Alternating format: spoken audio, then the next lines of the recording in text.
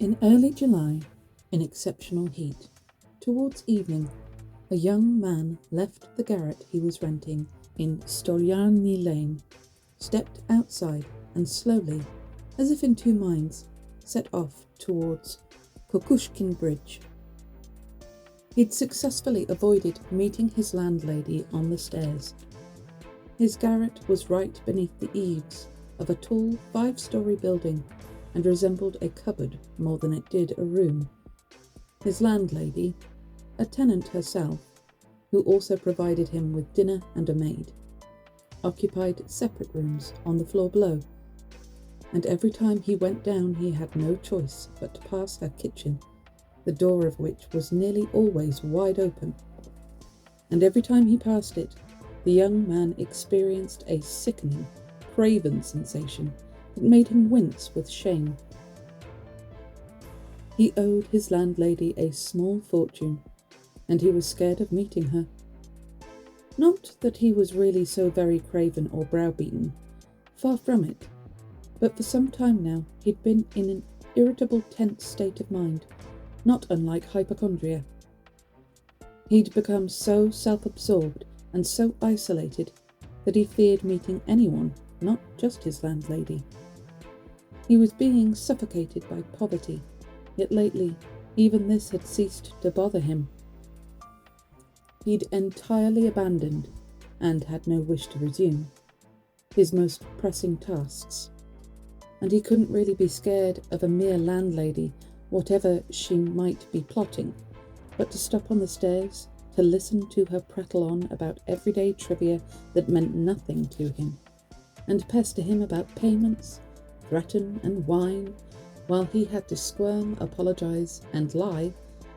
No, better to slink past like a cat and slip out unnoticed.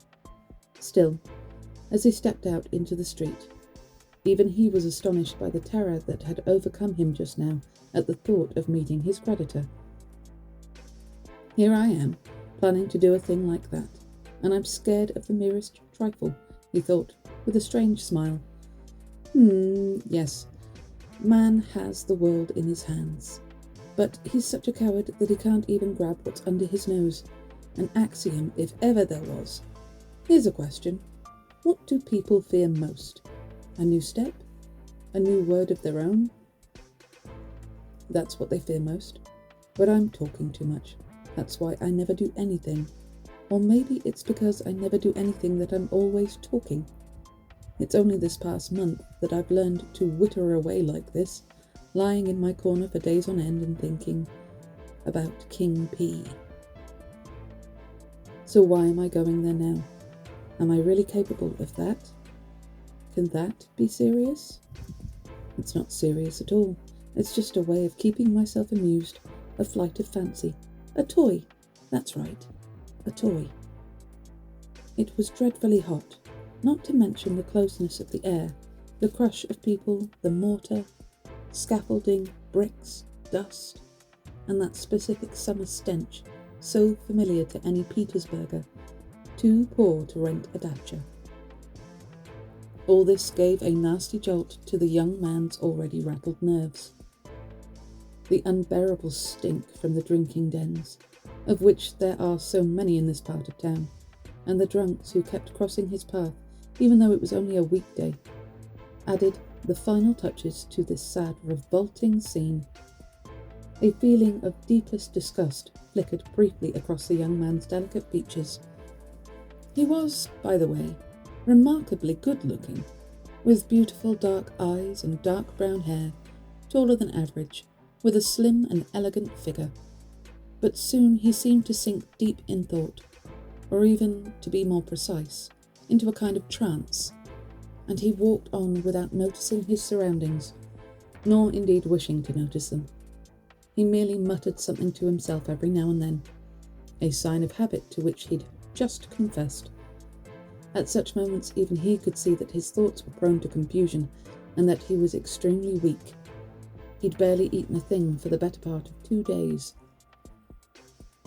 He was so badly dressed that many a man, even one used to the life, would have been ashamed to be seen in such rags in the daytime.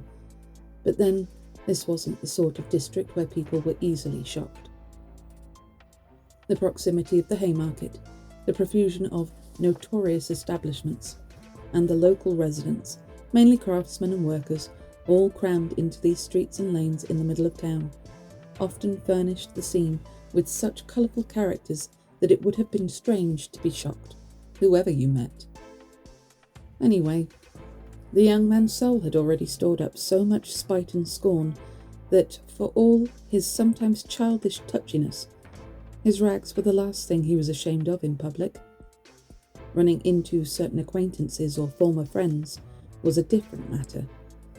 These were people he disliked meeting on principle, yet when a drunk, who was being carried down the street, heaven knows why or where, in an enormous empty cart pulled by an enormous dray horse, suddenly shouted as he went by, suddenly shouted as he went by, "Oi, you in the German hat," and started yelling at the top of his voice and pointing at him, the young man stopped in his tracks, and his hand leapt to his head. It was a top hat, a Zimmermann, but badly worn and now rusty in colour, riddled with holes and covered in stains, brimless, and knocked hideously out of shape. It wasn't shame, though, that overcame him, but quite a different feeling, more like alarm. "I knew it," he muttered in his confusion. "I just knew it. How disgusting. This is the sort of idiocy, just the sort of vulgar, petty little detail that can wreck the whole scheme.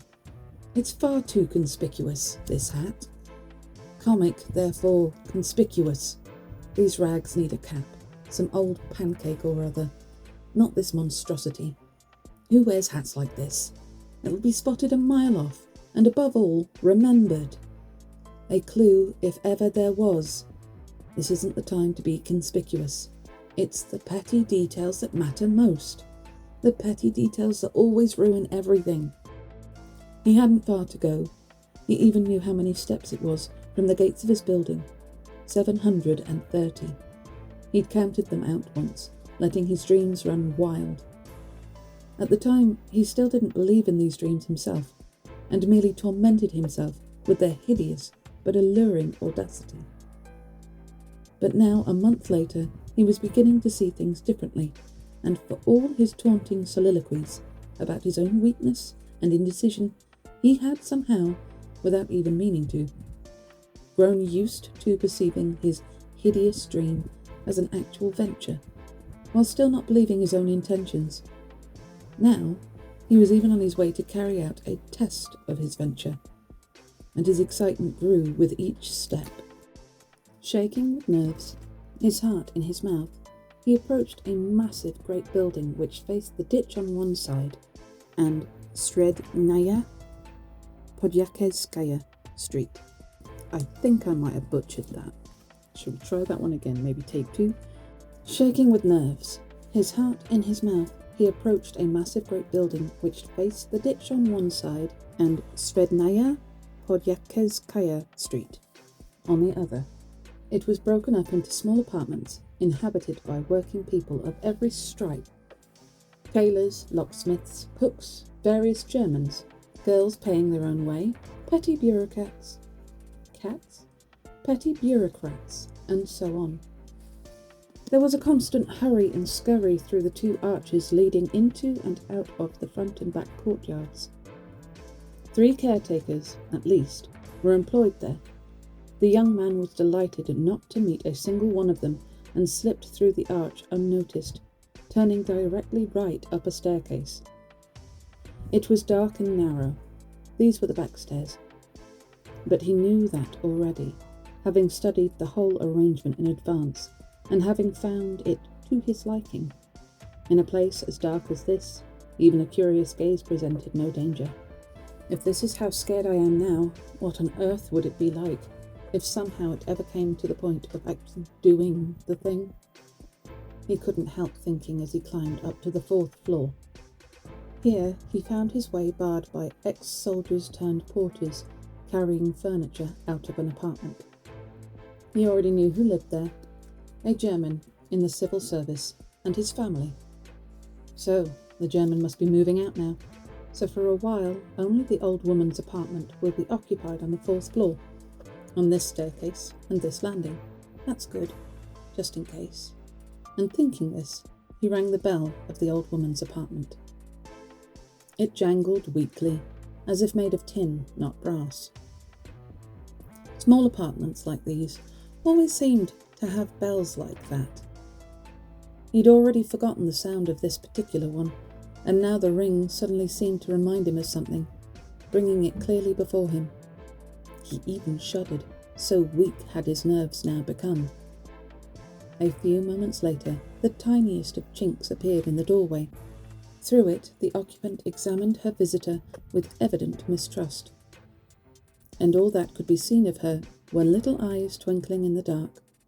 But, noticing a lot of people on the landing, she took heart and opened the door fully. The young man crossed the threshold into the dark entrance hall, with a partition, behind which lay a tiny kitchen. The old woman stood before him in silence, fixing him with a questioning look. She was a tiny, dry old thing of about 60, with sharp... Aya, there is no need for that. Is that right? With sharp, evil little eyes and a small, sharp nose. Her head was uncovered, and her whitish blonde hair, touched by grey, was thickly greased. Her long, thin neck, which resembled a chicken leg, was wrapped up in an old flannel rag, and despite the heat, a fraying, fur-wadded jacket, yellow with age, hung from her shoulders. The little hag kept coughing and groaning. The young man must have glanced at her in some particular way, because the same mistrust suddenly flickered in her eyes once more. Raskolnikov, the student, visited you a month ago, he muttered with a hasty bow, making an effort to be polite. I remember, father, I remember that very well, said the old woman distinctly, keeping her questioning eyes fixed on his face. Well, ma'am, it's the same kind of business, Raskolnikov continued, rather disconcerted and surprised by the old woman's mistrust. Maybe she's always like this. I just didn't notice that time, he thought uneasily. The old woman paused, as if hesitating, then stepped aside and, pointing to the main room, let her guest go first. Come through, father. Why is she calling him father? The small room into which the young man stepped, with its yellow wallpaper, geraniums and muslin curtains over the windows, was brightly lit at that moment by the setting sun. So then, too, the sun will shine just like this. The thought flashed unbidden across This is going to trip me up. All the time. Raskolnikov's mind. And he cast a quick glance over the entire room, so as to study and remember its layout as best he could. But there was nothing special about it. The furniture, all very old and made of yellow wood. Oh, there is a timer. Alexa, stop timer. Alexa's in my recording now. To answer why she calls him father, there is a note at the back. The word batyushka, a now old-fashioned term of address that is both respectful and familiar, literally means little father and has a broad scope of reference that includes priests and tsars. In view of the centrality of the theme of paternity and family ties in general to Crime and Punishment, the literal meaning has been retained here and subsequently. Does that mean he is a priest? The furniture, all very old and made of yellow wood, consisted of a couch with a massive curved back, an oval table in front of the couch, a dressing table with a little mirror between the windows, chairs along the walls, a few 2-kopeck prints in yellow frames depicting young German ladies with birds in their hands, and nothing else. In the corner, before a small icon, a lamp was burning. Everything was immaculate. Furniture and floor had been rubbed to a shine. Everything sparkled. Lizavetta's work, thought the young man. There wasn't a speck of dust to be seen in the entire apartment. Only nasty old windows keep everything so clean, Raskolnikov carried on to himself. throwing a curious glance at the chintz curtain hanging in front of the door into the second tiny room, in which the old woman had her bed and chest of drawers, and into which he had never even peeked. These 2 rooms made up the entire apartment. "What do you want?" the little hag asked sternly, entering the room, standing right in front of him, as before, so as to look straight into his face. "Something to pawn. There," and he took out an old flat silver watch from his pocket. A globe was depicted on its reverse. The chain was of steel. "But the last thing you brought is overdue. The month was up 2 days ago." "I'll bring you the interest for another month. Be patient." "That's up to me, father, to be patient or to sell your thing right away." "How much for the watch, Ilyona Ivanovna?" "You're bringing me trifles. It's hardly worth a thing, I tell you. I gave you 2 nice little notes for that ring of yours last time, when there are jewellers selling new ones for ₹1.50. 4 rubles then. I'll buy it back. It's my father's. I'm being paid soon. ₹1.50 and the interest in advance, if you're so very keen." "£1.50? the young man shrieked. "As you wish." The old woman passed the watch back to him. The young man took it, so angry that he was on the verge of leaving, but he immediately thought better of it, remembering that there was nowhere else for him to go, and that he had another reason for being there anyway. "All right," he said roughly. The old woman rummaged in her pocket for the keys and went off behind the curtain into the other room. The young man was left standing in the middle of the room, straining his ears and concentrating hard. He could hear a drawer being opened. Must be the top one, he thought. So she carries the keys in her right pocket, all in one bunch on a steel ring, and one key's bigger than the rest, 3 times bigger, with a jagged end. Can't be for the chest of drawers. So there must be some casket or other as well, or perhaps a box. Now that's interesting. Strong boxes always have keys like that. But how vile this all is. The old woman came back. "Here you are, father. 10 kopecks a ruble each month. So that's 15 kopecks from you for ₹1.50 for a month in advance. And for the 2 rubles from before, that's 20 kopecks advance payment by the same calculation. 35 kopecks altogether, leaving you with just ₹1.15 for your watch. There you are." "What? So now it's ₹1.15 kopecks?" "Exactly, sir." The young man took the money without arguing. He looked at the old woman and was in no hurry to leave, as though there was something else he wanted to say or do, though what that was he didn't seem to know himself. "I might bring you something else in a day or 2, Alyona Ivanovna." Let's say that again. "Alyona Ivanovna. Silver, good quality. A cigarette case?" "Just as soon as I get it back from a friend." He lost his thread and fell silent. "So we'll talk about it then, father." "Well, I'll be off. Seems you're always at home on your own. What about your sister?" he asked, in as casual a tone as he could manage, stepping out into the hall. "And what business might you have with her, father?" "Oh, nothing much. I just asked, really, Alyona Ivanovna. You... Well, goodbye." Raskolnikov left in a state of complete confusion. His confusion merely grew and grew. Walking down the stairs, he even stopped several times, as though suddenly struck by something.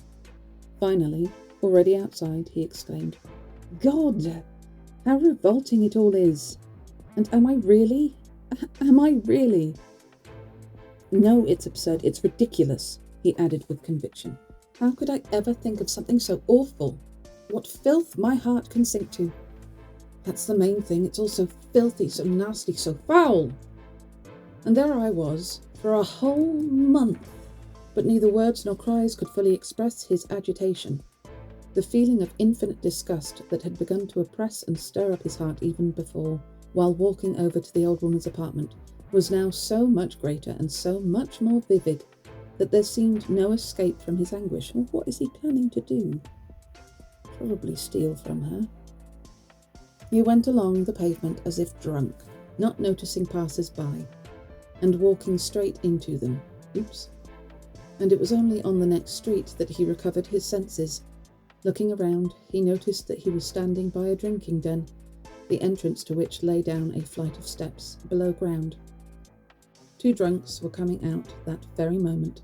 Supporting and cursing one another, they staggered up onto the street.